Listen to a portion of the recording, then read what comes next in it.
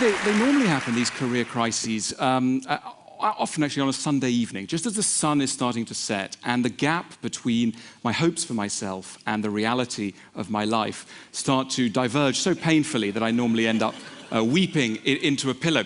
I'm mentioning all this because I think this is not merely a personal problem. You may think I'm wrong in this, but I think that we live in an age when our lives are regularly punctuated by career crises, by moments when what we thought we knew about our lives, about our careers, comes into contact with a threatening sort of reality. It's perhaps easier now than ever before to make a good living. It's perhaps harder than ever before to stay calm, to be free of career anxiety. And I want to look now, if I may, at some of the reasons why we might be feeling anxiety about our careers, why we might be victims of these career crises as we're weeping softly into our pillows. One of the reasons why we might be suffering is that we are surrounded by snobs. Now, in a way, I've got some bad news, particularly for anybody who's come to Oxford from abroad. There's a real problem with snobbery because sometimes people from outside the UK imagine that snobbery is a distinctively UK phenomenon fixated on country houses and titles. The bad news is that's not true. Snobbery is a global phenomenon. We're a global organization. This is a global phenomenon. It exists. What is a snob? A snob is anybody who takes a small part of you and uses that to come to a complete vision of who you are. That is snobbery. And the dominant kind of snobbery that exists nowadays is job snobbery. You encounter it within minutes at a party when you get asked that famous, iconic question of the early 21st century, what do you do? And according to how you answer that question, people are either incredibly delighted to see you or look at their watch and make their excuses. Now, the opposite of a snob is your mother. Not necessarily your mother, or indeed mine, but as it were the ideal mother. Somebody who doesn't care about your achievements. But unfortunately, most people are not our mothers. Most people make a strict correlation between how much time and, if you like, love, not romantic love, though that may be something, but love in general, respect, they are willing to accord us. That will be strictly defined by our position in the social hierarchy. And that's a lot of the reason why we care so much about our careers and indeed start caring so much about material goods. You know, we're often told that we live in very materialistic times, that we're all greedy people. I don't think we are particularly materialistic. I think we live in a society which has simply pegged certain emotional rewards to the acquisition of material goods. It's not the material goods we want, it's the rewards we want. And that's a new way of looking at luxury goods. The next time you see somebody driving a Ferrari, don't think this is somebody who's greedy. Think this is somebody who's incredibly vulnerable and in need of love. In other words, feel sympathy rather than contempt. There are other reasons. There are other reasons why it's perhaps harder now to feel calm than ever before. One of these, and it's paradoxical because it's linked to something that's rather nice, is the hope we all have for our careers. Never before have expectations been so high about what human beings can achieve with their lifespan. We're told from many sources that anyone can achieve anything. We've done away with the caste system. We are now in a system where anyone can rise to any position they please, and it's a beautiful idea.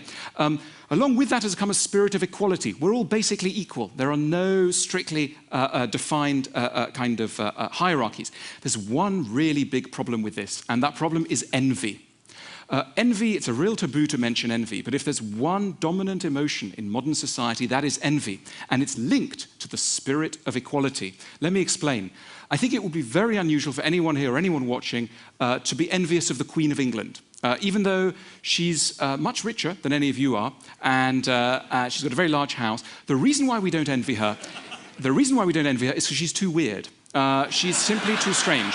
We can't relate to her. She speaks in a funny way. She comes from a sort of odd place. So we can't relate to her. And when you can't relate to somebody, you don't envy them. The closer two people are in age, in background, in the process of identification, the more there's a danger of envy, which is incidentally why none of you should ever go to a school reunion, because there is no stronger reference point than people one was at school with. But the problem generally of modern society is that it turns the whole world into a school. Everybody's wearing jeans, everybody's the same, and yet they're not. So there's a spirit of equality combined with deep inequalities, which can make for a very stressful stressful situation, it's probably as unlikely that you would nowadays become as rich and famous as Bill Gates as it was unlikely in the 17th century that you would accede to the ranks of the French aristocracy. But the point is, it doesn't feel that way. It's made to feel by magazines and other media outlets that if you've got energy, a few bright ideas about technology, a garage, you too could start a major thing. And the consequences of this problem make themselves felt in bookshops. When you go to a large bookshop and look at the self-help sections, as I sometimes do, if you analyze self-help books that are produced in the world today, there are basically two kinds. The first kind tells you, you can do it, you can make it, anything's possible. And the other kind tell you how to cope with what we politely call low self-esteem, or impolitely call feeling very bad about yourself. There's a real correlation between a society that tells people that they can do anything and the existence of low self-esteem. So that's another way in which something that's quite positive can have a nasty kickback. There's another reason why we might be feeling more anxious about our careers, about our status in the world today than ever before. And it's again linked to something nice. And that nice thing is called meritocracy. Now, everybody, all politicians on left and right, agree that meritocracy is a great thing, and we should all be trying to make our societies really, really meritocratic.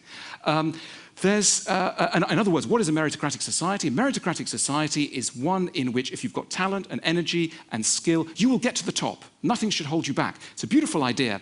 The problem is, if you really believe in a society where those who merit to get to the top, you'll also, by implication, and in a far more nasty way, believe in a society where those who deserve to get to the bottom also get to the bottom and stay there. In other words, your position in life comes to seem not accidental, but merited and deserved. And that makes failure seem much more crushing. You know, in the Middle Ages, in England, when you met a very poor person, that person would be described as an unfortunate.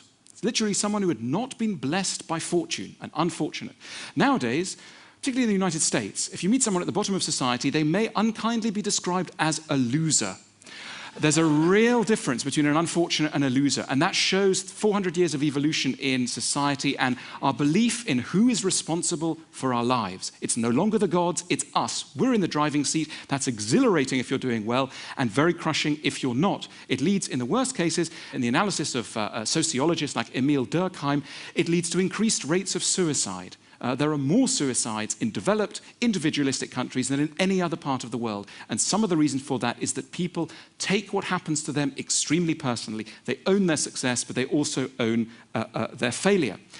Is there any relief from some of these pressures that I've just been outlining? I think there is. I just want to turn to a few of them. Let's take meritocracy. This idea that everybody deserves to get where they get to.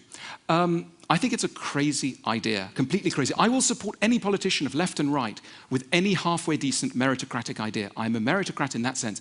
But I think it's insane to believe that we will ever make a society that is genuinely meritocratic. It's an impossible dream. The idea that we will make a society where literally everybody's graded, the good at the top and the bad at the bottom, and it's exactly done as it should be, is impossible. There are simply too many random factors, accidents of birth, accidents of things dropping on people's heads, illnesses, etc. We will never get to grade them, never get to grade people as they should. I'm drawn to a lovely quote by St. Augustine in the City of God, where he says, it's a sin to judge any man by his post. In modern English, that would mean it's a sin to come to any of you who you should talk to dependent on their business card. It's not the post that should count. And according to St. Augustine, it's only God who can really put everybody in their place, and he's going to do that on the day of judgment with angels and trumpets and the skies will open. Insane idea if you're a secular person like me, but something very valuable in that idea nevertheless. In other words, hold your horses when you're coming to judge people. You don't necessarily know what someone's true value is. That is an unknown part of them, and we shouldn't behave as though it is known. There's another source of solace and comfort for all this. When we think about failing in life, when we think about failure, one of the reasons why we fear failing is not just a loss of income, a loss of status. What we fear is the judgment and ridicule of others. And it exists. You know, the number one organ of ridicule nowadays is the newspaper. And if you open the newspaper on any day of the week, it's full of people who've messed up their lives. They've slept with the wrong person, they've taken the wrong substance, they've passed the wrong piece of legislation, whatever it is, and they're now fit for ridicule. In other words, they have failed and they are described as losers. Now, is there any alternative to this? I think the Western tradition shows us one glorious alternative, and that is tragedy. Tragic art, as it developed in the theatres of ancient Greece in the 5th century BC, was essentially an art form devoted to tracing how people fail, and also according them a level of sympathy which ordinary life would not necessarily accord them. I remember a few years ago I was thinking about all this, and I went to see the Sunday Sport, a tabloid newspaper that I don't recommend you to start reading if you're not familiar with it already. And I went to talk to them about certain of the great tragedies of Western art, and I wanted to see how they would seize the bare bones of certain stories if they came in as a news item at the news desk on a Saturday afternoon. So I told them about Othello. They'd not heard of it, but they were fascinated by it. And I asked them to write the headline for the story of Othello. They came up with "Love-crazed immigrant kills senator's daughter," splashed across the headline. I gave them the plot line of Madame Bovary, again, in a book they were enchanted to discover, and they wrote "Shopaholic adulteress swallows arsenic after credit fraud." And then my favourite, and they really do have a kind of genius all of their own, these guys. My favourite, Sophocles' Oedipus the King, "Sex with mum was blinding." Anyway, but in a way, if you like, at one end of the spectrum of sympathy, you've got the tabloid newspaper. At the other end of the spectrum, you've got tragedy and tragic art. And I suppose I'm arguing that we should learn a little bit about what's happening in tragic art. It would be insane to call Hamlet a loser. He is not a loser, though he has lost. And I think that is the message of tragedy to us and why it's so very, very important, I think.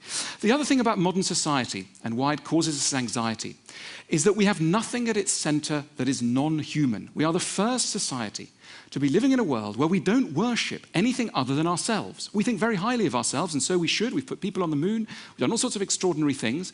And so we tend to worship ourselves. Our heroes are human heroes. That's a very new situation. Most other societies have had right at their center the worship of something transcendent, a god, a spirit, a natural force, the universe, whatever it is, something else that is being worshipped. We've slightly lost the habit of doing that, which is, I think, why we're particularly drawn to nature.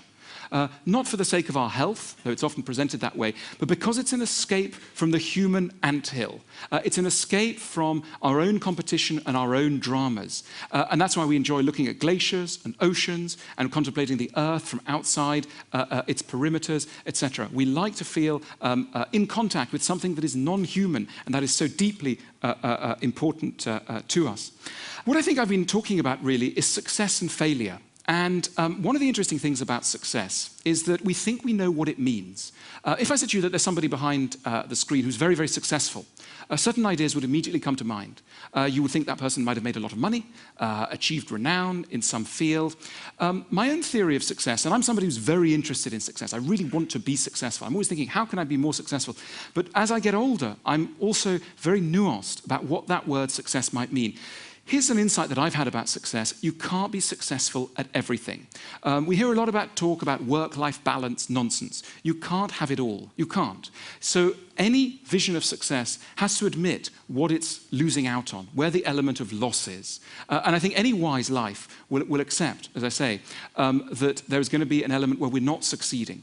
And the thing about a successful life is that a lot of the time our ideas of what it would mean to live successfully are not our own.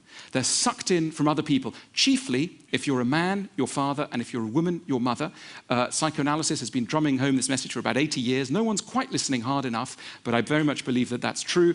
And we also suck in messages from everything from the television to advertising to marketing, etc. These are hugely powerful forces that define what we want and how we view ourselves. When we're told that banking is a very respectable profession, a lot of us want to go into banking.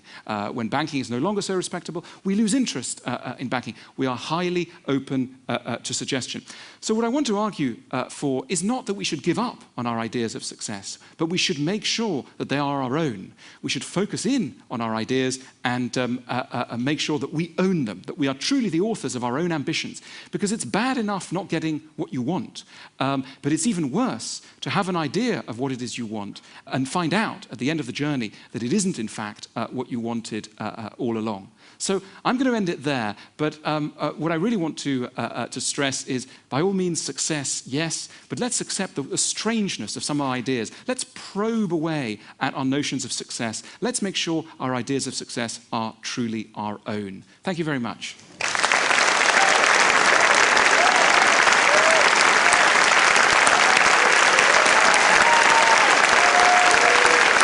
great. I've got a question for you.